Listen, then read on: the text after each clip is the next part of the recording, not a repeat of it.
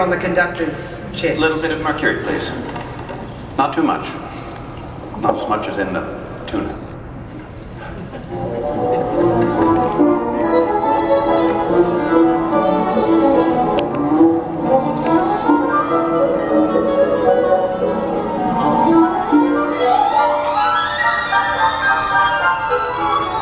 So while it is a quite interesting view, our real point in bringing this all together was to create an education platform. We wanted a close-up view of the principal players in the orchestra so that we could then share this online along with the music so that people could learn how to play their parts as part of that.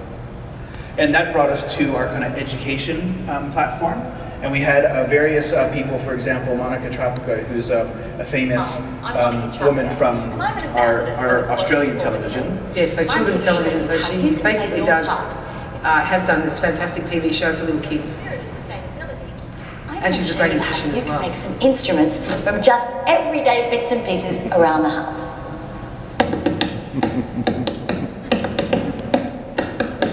So the piece of music that we're all going to be playing together is The Planets by Holst. And the first movement is Mars, the bringer of war. And it's got this really strong military theme that comes all the way through. And the orchestra all get to play it at some time. So it's quite rhythmic. Listen. So I've been looking for instruments all around the house that we can play. Anyone can play these. Buckets. So she gets a lot of buckets.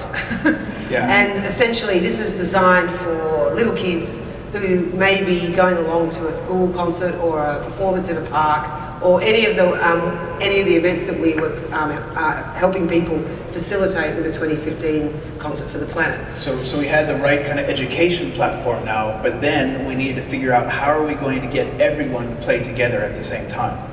So to do that over the internet, now we're not talking about getting everyone to play exactly at the same time, but being able to play together during the hour. So, you know, the internet always has a couple, 30 seconds or 5 seconds or 2 seconds of delay depending upon where you are and all the different things that are part of that. So we figured out that we needed to create this conductor cam technology. Yeah, so how do we synchronize a whole lot of locations performing a piece of music at the same time?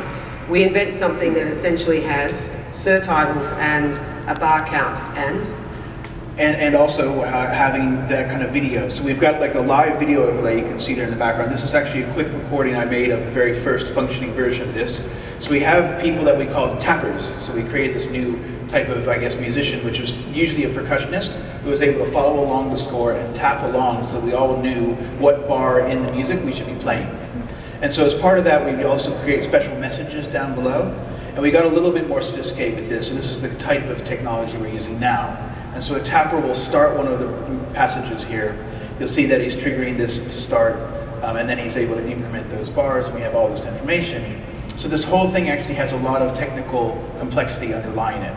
So in this type of system, we're actually rendering all of this text, and then creating these as video overlays, so rendering them the video to superimpose on top of the live camera feed. And that's how we were able to create this kind of synchronized functionality. And the first time we did it for the live concert, so now we're kind of moving into the SSO, the Sydney Symphony Orchestra, playing and having this conductor cam synchronize everybody around Australia and the world. And I'll just play just a tiny little excerpt here, which is showing you we actually had these three guys creating conductor cams. So you're seeing them working with the touchscreen interfaces below them, following the score, and creating the views that you're seeing live on the camera there.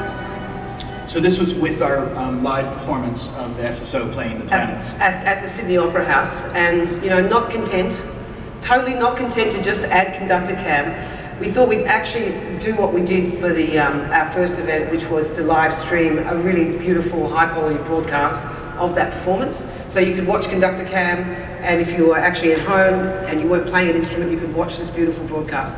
So that's our mission control in Sydney, in the bowels of the Opera House, where we had 18 cameras, people tearing their hair out. Yeah, it turned into a big production. It was a pretty big production. It was really fun to bring this all together, because what it actually allowed was, through our education platform, we were able to actually send all the information, all the music and everything to most every school in Australia through our education ambassadors. And we actually had a camera at one of them. This is a school called Santa Sabina, which is in Sydney. And so we had, in this one area, everyone's parents sitting on the floor, all of the kids that were young learning how to play their part with the plastic drumming kind of style Mars thing, but then also a reasonably sophisticated high school band that was a part of this. I'll just play just a tiny little bit of them playing along with us.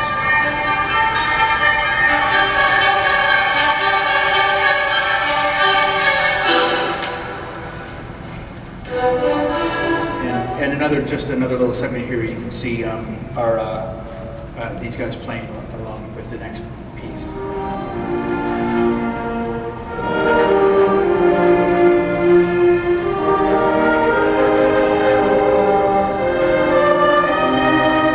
So this is Karen Carey, who's also one of our ambassadors, and she's a highly regarded educator and conductor, music teacher in Sydney, Australia, and she's actually the subject of a documentary, in fact, which you may have seen. So basically, these kids learnt varying, versions of the music. Some kids played just the percussion parts that we saw Monica demonstrating. Some of them were good, were of a standard where they could play and read sheet music. And some of them were probably wondering what they were doing. And I think one of the really special things here is that we had over 200 schools participating with us during this concert and bringing everybody together like that. So it was actually quite a fantastic overall kind of result from that.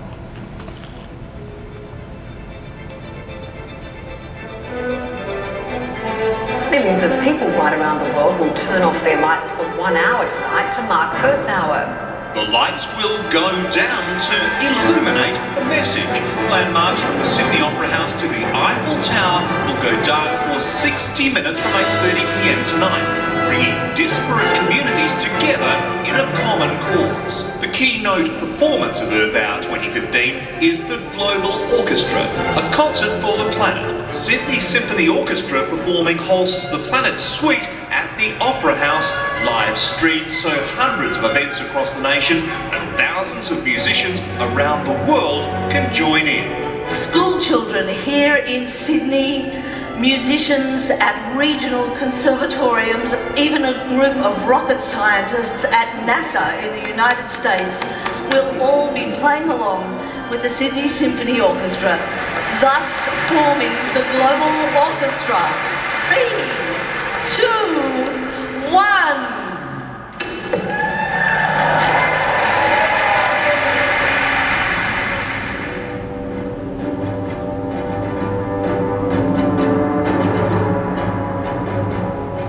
So we built the conductor cam in order to allow people to understand where they were in the music while they're following the conductor, because not everyone is a professional musician, so they need a little bit of help.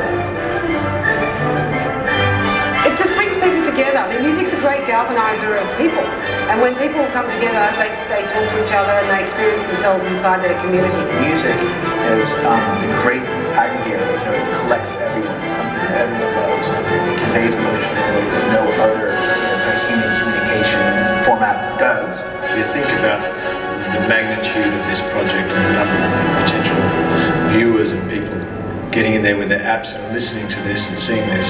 It's a beautiful gesture, and I really like the idea of anything that's making the world seem like a smaller place. Join us in the biggest collaborative music project in history. What part will you play for the planet?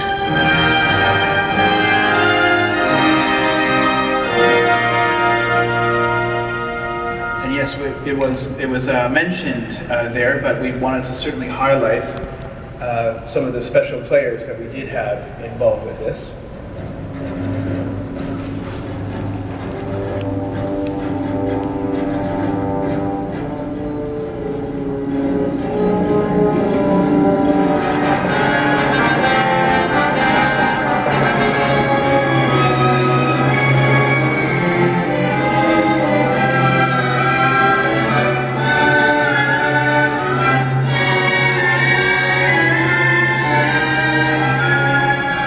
Actually, the Planets is one of my favorite pieces. It's a piece I never thought I'd have the opportunity to play. So that was a fantastic thing. the fact that it was with the Sydney Symphony Orchestra was very exciting for me. So that global link was really exciting.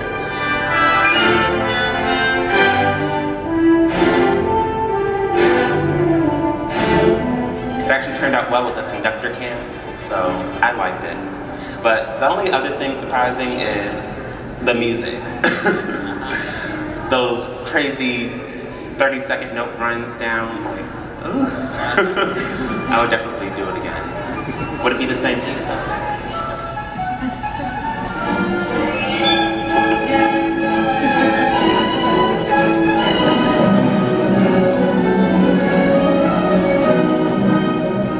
Music is a universal language, and I think we're trying to communicate our role in preserving our planet, keeping it healthy, and having that be a global message, but yet figuring out how you can play your part. So I think that the music theme just tied in perfectly with that.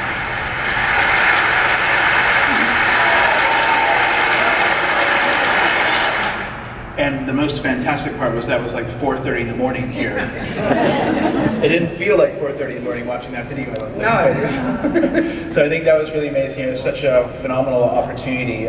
Just thinking not only of musicians coming in and playing, but like there was like a huge harp in the background. I mean, there's lots of things being brought together to create that. So it was really amazing. So yeah, I mean that work, as I said at the beginning, is a very is an augmented symphonic ensemble, 100+ musicians, B flat euphoniums, anything you can have, although there's no sousaphone, I noticed. A very important instrument for the US. So everybody plays the sousaphone in marching bands here. We don't get them in Australia. It's also actually slightly become trendy now. Anyway, the exciting thing was, for us, we had this extraordinary connection through one of our ambassadors, Sophie Raymond, who introduced us to Kelly. Kelly has got all these amazing musicians from NASA, like a place that you wouldn't expect to have a lot of musicians, but there they all were, and they all turned up and they played for us, and they joined in our concert. The extraordinary thing was that, it all happened very, very quickly, and it seemed to be so smooth over here. We couldn't believe it, and we managed to get this wonderful stream back from NASA here in Langley. We got it back into the Sydney Opera House, to that original mission control room that you saw at the beginning of this presentation, where we were able to, just basically drop it into our performance. So then everybody went, oh, wow. So this climate thing that you're talking about, there are scientists who play in a rocket scientist orchestra, they're playing along with you, you're doing a concert for the planet. It sort of had all this really wonderful energy around it. And then we had to have a little holiday. we went on to another little interesting side project. Yes. So then we also everyone started talking, like so you can see we kind of did this coming into 2014, 2015, moving into the next generation.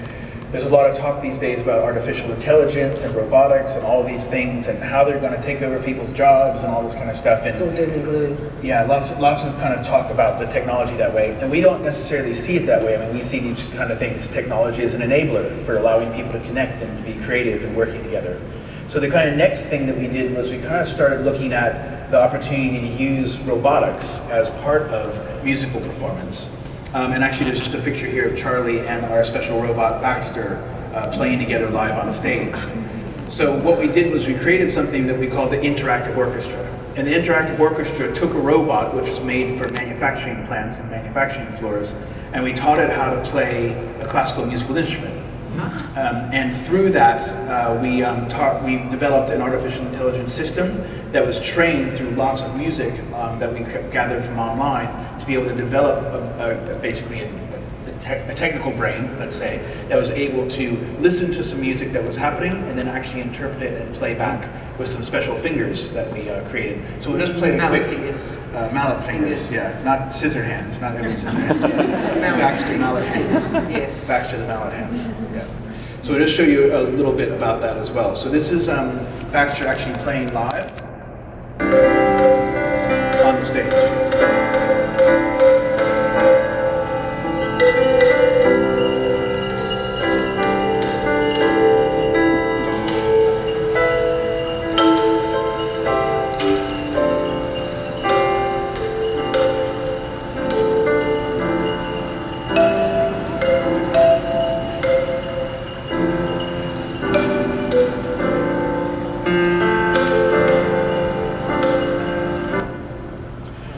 So what we did with this was, Baxter was a computer, well, his brain wasn't in his head, his brain was actually in a special backpack we made. So we built Baxter's backpack, and in there we had the electronics and the circuitry to drive the fingers that you can see moving there.